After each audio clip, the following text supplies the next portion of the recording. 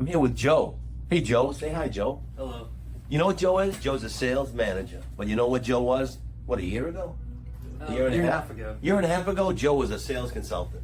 That's what Joe was. And how long were you a sales consultant, Joe? About 5 years. 5 years. A sales consultant for 5 years, and he had aspirations to become a manager. And he asked the dealership he was at to become a manager. What'd they say, Joe? They wanted me to basically go into finance first and move from there to train some more to become a sales manager, and I just didn't see that as the path I wanted to take. You wanted to take the path of sales manager. First, yep. And you saw an ad in the paper for a sales manager. Yep. And you came down and you applied. Yep. And you got hired. Yes, I did. And you knew nothing about being a sales manager. No, I did not. All right? And you started becoming a sales manager. What's one of the first things you learned as a sales manager? Organization is key. And you weren't very organized when I Not first at all. met you, were you? Not at all.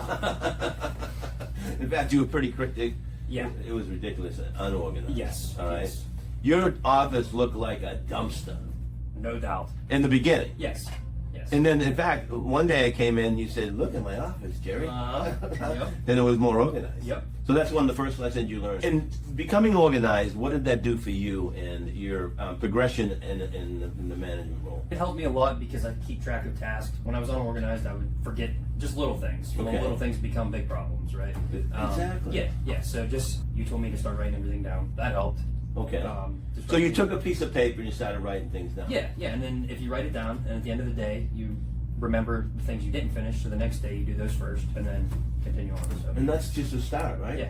I'm glad you mentioned that because one of the things that I did early on in my sales career, I was invited to a Franklin Covey convention at Boston Garden. Mm-hmm. Everybody knows I'm from Boston. I was selling cars at the time at a Toyota dealership.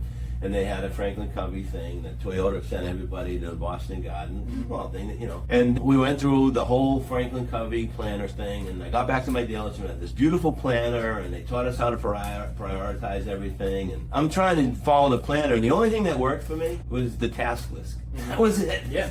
So I just said, I don't need this planner. All I need is a piece of paper and write down everything that happened in the course of the day, the task. And I think that's important for anybody in the business. Because as a sales manager, F&I manager, sales consultant, can you really manage your time today? Can you manage your time? No, not really, because you'll be doing one thing, and then when you have many sales consultants, constantly people come in pulling you every different direction. So, I mean, it's tough to actually just start something and get completely through it. But I think what you can manage is your tasks. Yeah. Have you found that you're managing your tasks better now? Yes. When you write things down? Yes. And it's like you get those things done. And one of the things you said, which has really impressed me and makes me feel, wow, you listened, is, if I can't get through it all, I'll just start on the last one the next day. Yep. Until that list is finished. Yep. And yeah, you are definitely more organized, no question about it. Thank you. What is one of the other lessons that you learned along the way? We've had some pretty harsh, straightforward discussions. Yeah, one of the other things was, I feel like when I first became a manager, I still was thinking like a sales consultant, if that makes sense. Yeah, that makes a lot of sense. Yeah, whenever you're working a deal as a manager, you kind of have to look at it from a different point of view. Well, not even just during a deal. I get it, but maybe yeah, people during that listen. every day. So not that you don't want to be kind and friendly with the sales consultants, right? But Absolutely. like, you can't be. You're here to be the boss first and be the manager and keep things going and on order. And I think at first it was a new environment. I think I was just trying to fit in and be more their friend than I was their manager. And we had talked about that over and over again. Yes. How you came into a whole new situation. And the first thing you want to do, it's only human nature, is to make friends. Yes. Right? And I kept telling you, look, it's more important to be their leader, Right. not boss, Yeah, right. than make a friend. And if through your leadership skills, you'll make friends. Right. And I think there's been a complete turnaround. Yep. You've been doing this a year and a half, and I think it was a 6-month to maybe 8-month trial period for you. Yep. And then I think everything just kind of Started clicking. Yep. started clicking. And it's all about how did you put the things that, and obviously your dealer principal had a lot to do with your success as well. Yes. And Wendy and your team, they kind of drew you along because they saw your potential as well, and they egged you along. And what are some of the things, the more important things? I know you mentioned the organization and not being their friend, being more of a leader, and you want to be their friend, but I hate the word boss, but you still have to be somewhat of a boss. Right. What are some of the other key elements to your learning curve would you refer back to? That these are the things, these are the critical points that you have to focus on in order to move. And you're still learning, right? Oh, absolutely. You're still Yeah. learning. Oh, yeah. You Lots to know? learn. Lots. How about like used car appraisals? Yeah, so I had never done any of those before. And then when I started here, I had another manager that took on all that stuff. And Right. then whenever he had left, I kind of just got, I don't want to say thrown into it, but for lack of better terms, thrown into it. And it was kind of like learn how to do it, right? You know?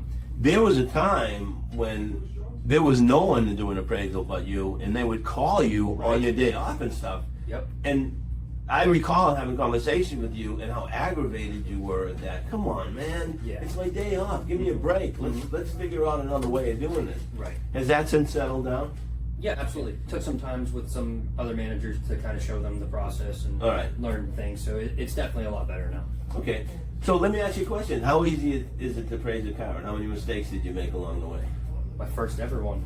First ever appraisal I did on my own was a diesel 2500 truck, and I looked it over and check engine light was on, and customer said it just came on this morning. I'm not sure what it is. I drove it. It ran fine. I didn't see any problems with Just it. came on this morning. Yeah. It's been on for 3 months. I drove it. It ran fine. Appraised it. Took it in the shop, and it needed head gaskets. It was a $5,000 fix. Oh my God. Yeah. That was your first one. First one. All right. First one. But that was a learning experience, right? And the one tech in the shop said, "Yeah, I know this car. Wait till this guy needed head gaskets 3 months." I told you. No, no. So that was a learning lesson, right? Yes, yes, Okay. absolutely. And since then, you've been much better at appraisals. Yeah, absolutely. And mistakes still happen. I mean, Oh, of it's course gonna they do. happen. Nobody's perfect, but definitely as with repetition, that repetition helps. Absolutely. Those mistakes a lot Become less big mistakes. Right? less big Yeah, mistakes. yeah. Okay. So let's talk about now you're in charge of a sales force. Mhm. You know, and how difficult it was to get to the point of people looking at you with respect and saying, "All right, Joe, that's a good idea." Yeah, especially another factor was when I was coming here, I was worried about all the sales consultants are pretty much double my age. We right? just sat with one. Yeah, right. Well, Mark maybe 3 times. Right off the But top.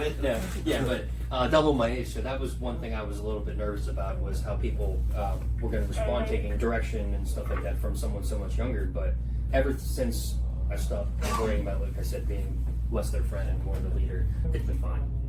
And I gotta tell you, I watched their attitude in the beginning, a year and a half ago, and I watch their attitude now. Mhm. It's a completely different conversation. Yeah.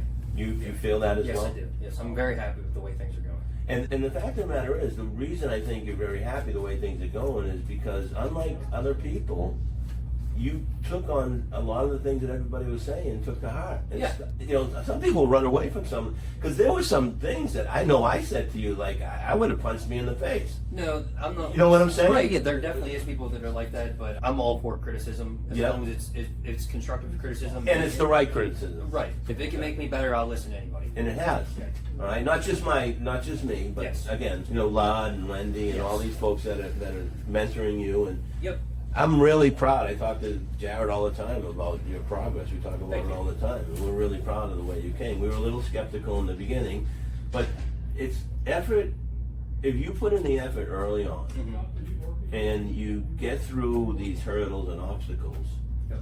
and realize that, and you admitted, hey, I'm still learning. Yeah. You know, someday you might own your own dealership. Yep. And I think that's your aspiration. Isn't it? Absolutely. Yeah, I knew that was when I first met you. One of the things we talked about is where do you want to be? Not maybe necessarily in 5 years, but you said At one point, that's I the goal. want my dealership. And you felt that the pathway to F&I was not good enough. I know that it wasn't good enough, just not in my opinion. You know, I'm an F&I practitioner. I know. I know. Just for me personally, just wasn't the route that I wanted to take. Perfect. I'm glad you took the route you did, and it. I'm really happy to know you, and really happy to assist in your success. Thank you. I'm very And, happy. You've helped me a lot. Yeah, and looking forward to more. Yeah. You know? Me too. Thanks a lot, Joe. Thank you. Till next time, go get them. That was awesome. Thanks.